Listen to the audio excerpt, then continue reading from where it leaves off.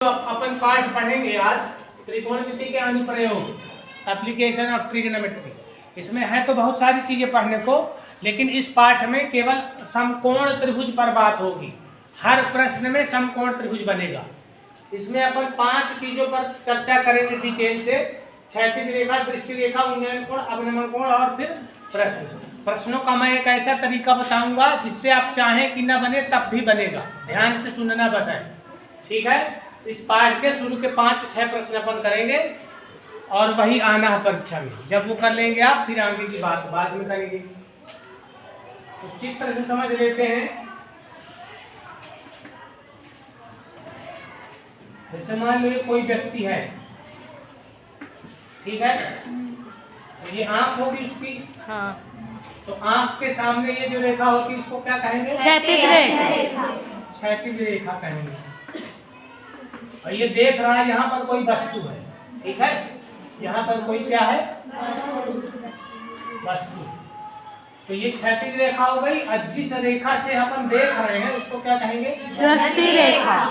दृष्टि रेखा। अब क्षैतिज रेखा और दृष्टि रेखा के बीच ये कोण बनेगा, तो इस कोण का नाम अपन थीटा दे दिए। तो अगर वस्तु आंख के ऊपर है तो ये कोण होगा उन्नयन कोण। लेकिन अगर वस्तु नीचे स्थित हो जाए, ये व्यक्ति है, ये कौन सी रेखा होगी उसके सामने? क्षैतिज रेखा। क्षैतिज रेखा। मान लो वस्तु नीचे है, यहाँ पर है वस्तु। अब की बार वस्तु आंख के क्या होगा? नीचे। तो ये जो कोण बनेगा अवनमन कोण बनेगा। कौन सा कोण बनेगा? अवनमन कोण, ठीक है। ये दृष्टि रेखा है। तो कोण दृष्टि रेखा और क्षैतिज रेखा के बीच ही बनेगा। दृष्टि रेखा और क्षैतिज रेखा के बीच ही कोण बनेगा। लेकिन जब वस्तु ऊपर स्थित होगी तो वो कोण हो जाएगा उन्नयन कोण। और जब वस्तु प्रेक्षक की आंख से नीचे स्थित होगी तो अवनमन कोण। लेकिन बनेगा कहाँ? क्षैतिज रेखा और दृष्टि रेखा के बीच ही। तो उन्नयन कोण की परिभाषा क्या हो गई? यदि वस्तु प्रेक्षक की आंख से ऊपर स्थित है, वस्तु कहाँ स्थित है? आंख के ऊपर, तो क्षैतिज रेखा और दृष्टि रेखा के बीच बना कोण उन्नयन कोण होता है। और यदि वस्तु आंख के नीचे स्थित है तो दृष्टि रेखा और क्षैतिज रेखा के बीच बना कोण अवनमन कोण होता है, ठीक है। समझ गए? तो ये चारों चीजें बता दी मैंने। अब पढ़ेंगे प्रश्न। तो प्रश्न के लिए समकोण त्रिभुज को समझना है बस। देखो इस पाठ में जो प्रश्न आएंगे, क्या क्या प्रश्न आएंगे वो देखो। 3 प्रकार के त्रिभुज अगर तुम्हें पता है तो तुम प्रश्न को पढ़ के सीधे उत्तर बता दोगे बिना हल करे। तो ध्यान से देखते रहिए, पक्का समझ में आएगा।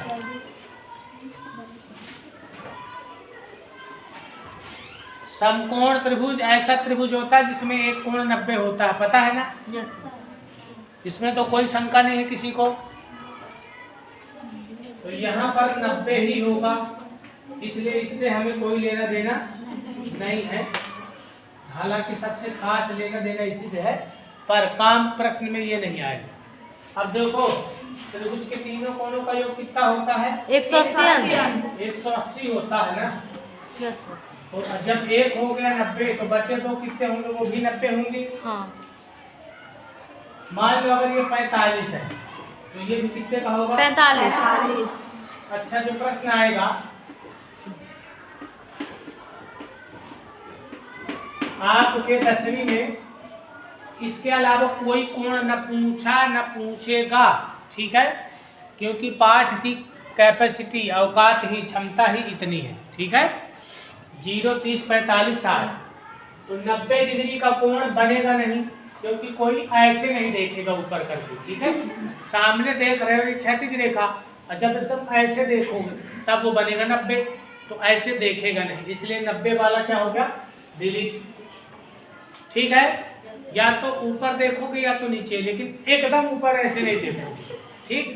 और ऐसे ही 0 डिग्री भी नहीं बनेगा, क्योंकि ऐसे देख रहे हो सामने, तो सामने ही देख रहे हो, तो फिर कोई कोण ही नहीं बनेगा।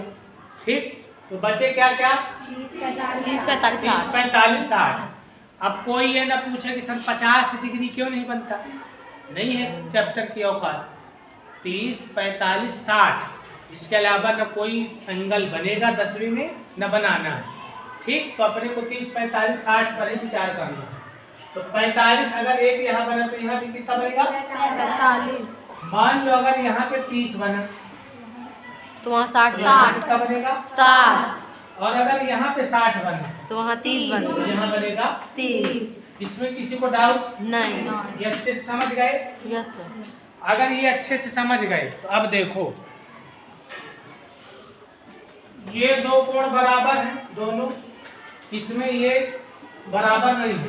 ठीक, तो अगर बराबर है तो जितना ये होगा, अगर मान लो ये x है तो इसका मान भी कितना आएगा? x। ठीक है, और ये वाले जो कर्ण है ये 2 बार √2x आएगा। ठीक है, समझे? नहीं समझे? समझना है, याद कर लेना है। ठीक है,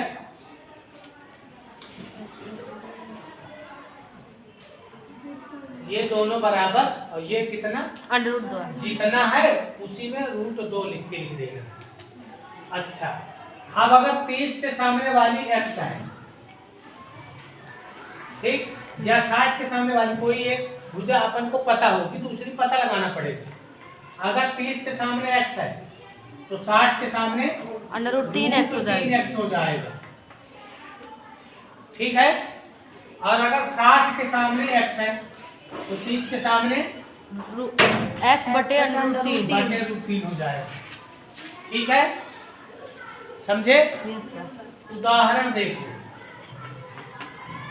ये कोई जादू मंत्र नहीं है, तो जिसके गुण धर्म से आ जाता है, साइन रूल होता है उससे आ जाता है भुजाओं का अनुपात। पर आपको ये चित्र समझना है।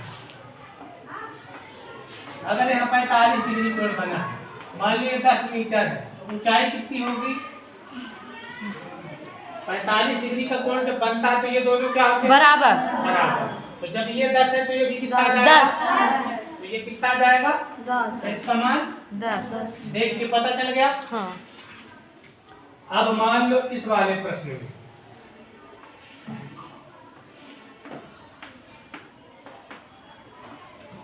यहाँ पर 30 डिग्री है और ये दिया हुआ, मान लो कोई भी इन दोनों में से कोई एक पता है तुम्हें, मान लो ये 20 है, कितना है? 20। अपने को किसके सामने का पता है? 60 के सामने का। तो 30 के सामने वाले में बटे √3 कर देना है। क्या कर देना है? बटे √3। हाँ, तो अभी ये वाले में अपन बता देंगे, तो इसको बीच में करके यहाँ कर देते हैं। 60 के सामने वाला अगर पता करना है तो √3 लगा देना है। क्या लगा देना है? √3। तो ये 20 पता है ना? हाँ। तो ये कितना आ जाएगा? 20 √3। ठीक है, यस सर। और अगर 30 के सामने पता करना है तो बटे √3 लगा देना। जैसे इसमें देखो, ये 60 है और ये 30 है, 30 के सामने का अपन को पता है मान लो 40।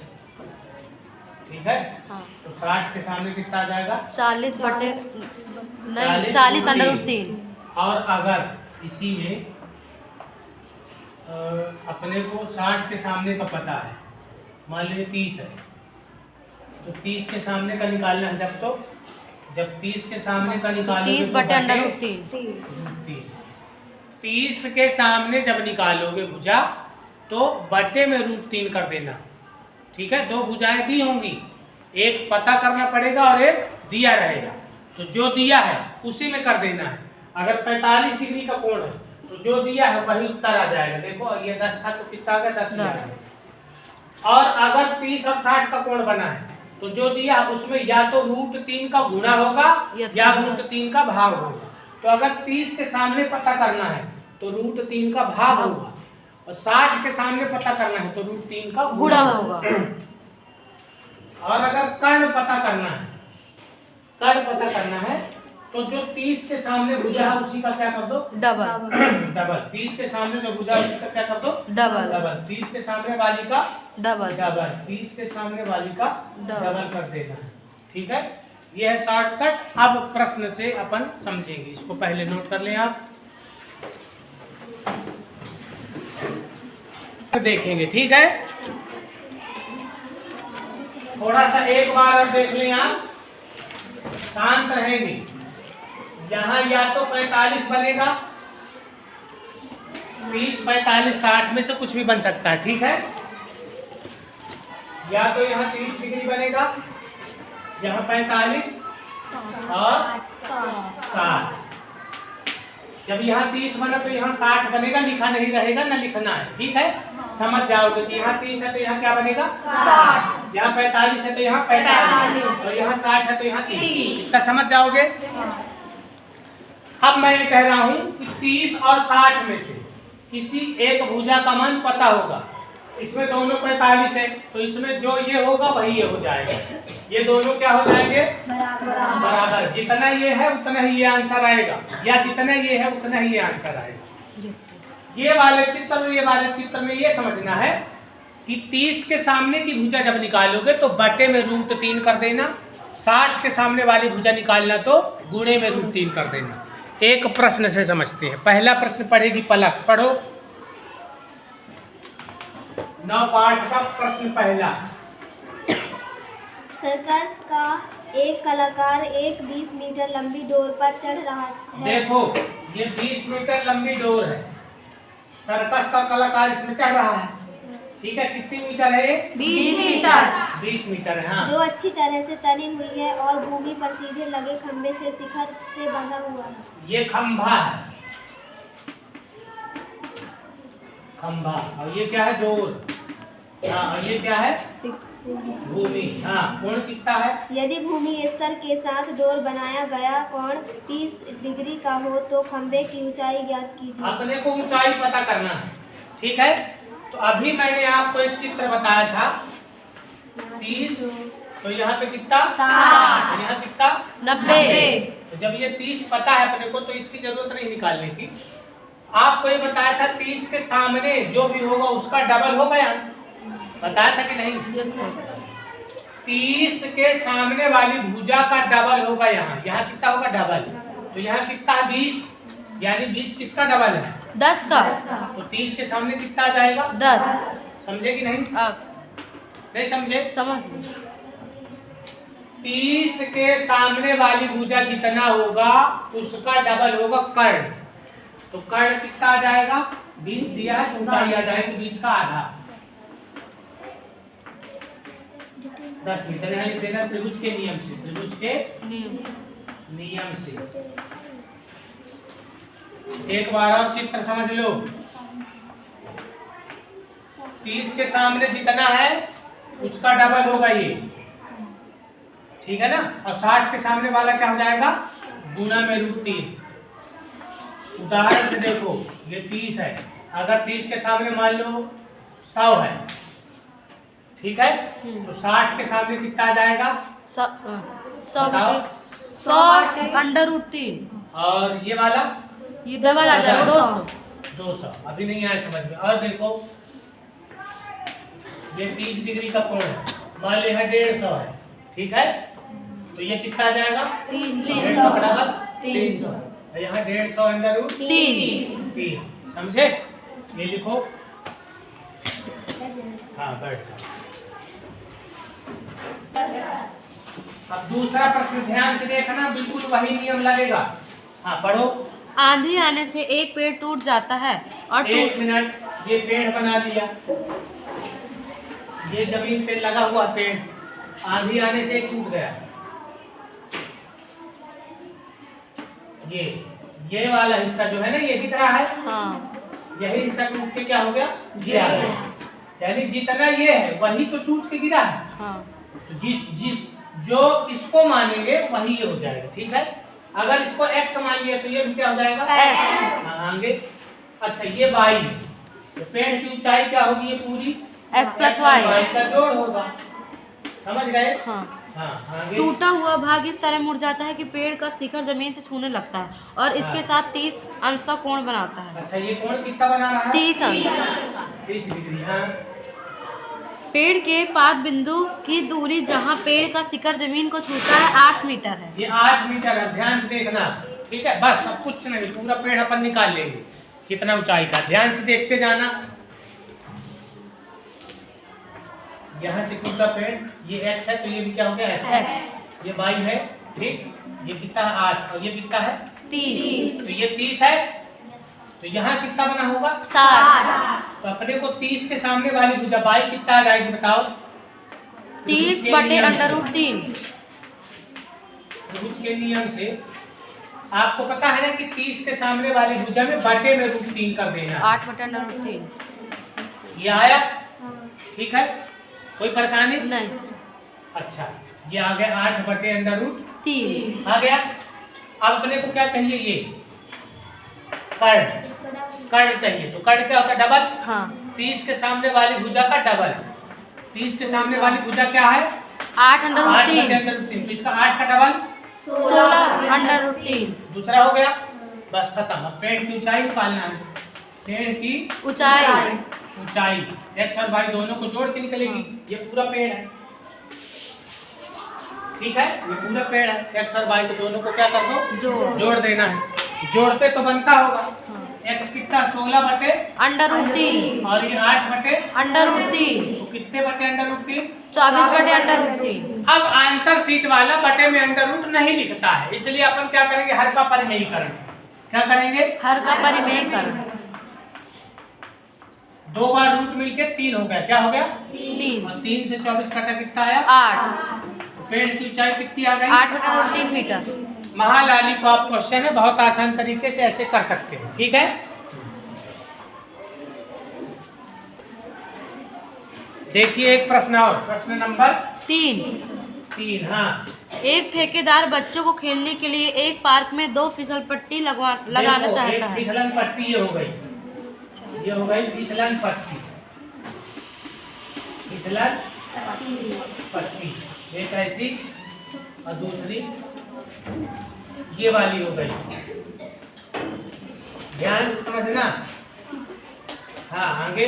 5 वर्ष से कम उम्र के बच्चों के लिए वह एक ऐसी फिसलन पट्टी लगाना चाहती है जिसका शिखर 1.5 मीटर की ऊंचाई पर हो। देखो 5 वर्ष से छोटे बच्चों के लिए ऊंचाई कितनी है? 1.5 मीटर, ठीक है। कितनी ऊंचाई है? 1.5 मीटर। 1.5 मीटर। फिर आगे, भूमि के साथ 30 अंश के कोण पर झुका हो। और ये कितना कोण बन रहा है? 30 अंश। हाँ, आगे। जबकि इससे अधिक उम्र के बच्चों के लिए 3 ये 5 वर्ष से छोटे बच्चों के लिए फिसलन पट्टी कितनी ऊंचाई पर है? 1.5 मीटर की ऊंचाई पर, 1.5। और ये घोड़ों के लिए, घोड़ों के लिए नहीं, बड़ों के लिए, ठीक।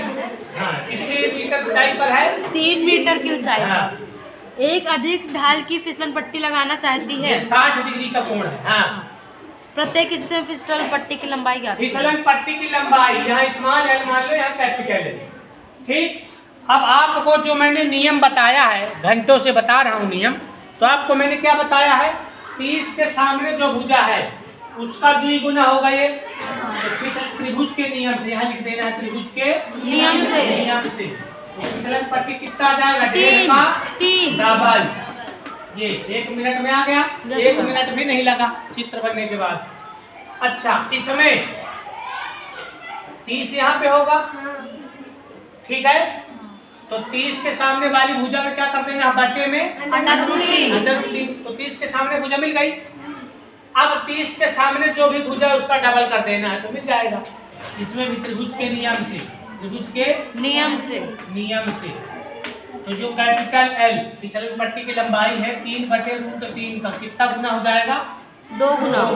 तो 6/√3 या 6/√3 न लिख के बटे में रूट नहीं लिखना अपने को, तो क्या करेंगे? हर का परिमेयीकरण। √3 का ऊपर और नीचे गुना, तो ये 3 बट के इससे कट गया, कितना जाएगा? 2√3। समझ में आया? Yes sir. जो हमने त्रिभुज के नियम 30, 45, 60 डिग्री के आपको बताए हैं, भुजाओं का अनुपात अच्छे से आप देख लेंगे तो इन प्रश्नों को आपको करने में बहुत ही आसानी होगी, और मेरा पूरा विश्वास है कि इससे आसान आपको नहीं मिलेगा, ठीक है ना। आज के लिए इतना बहुत है, धन्यवाद।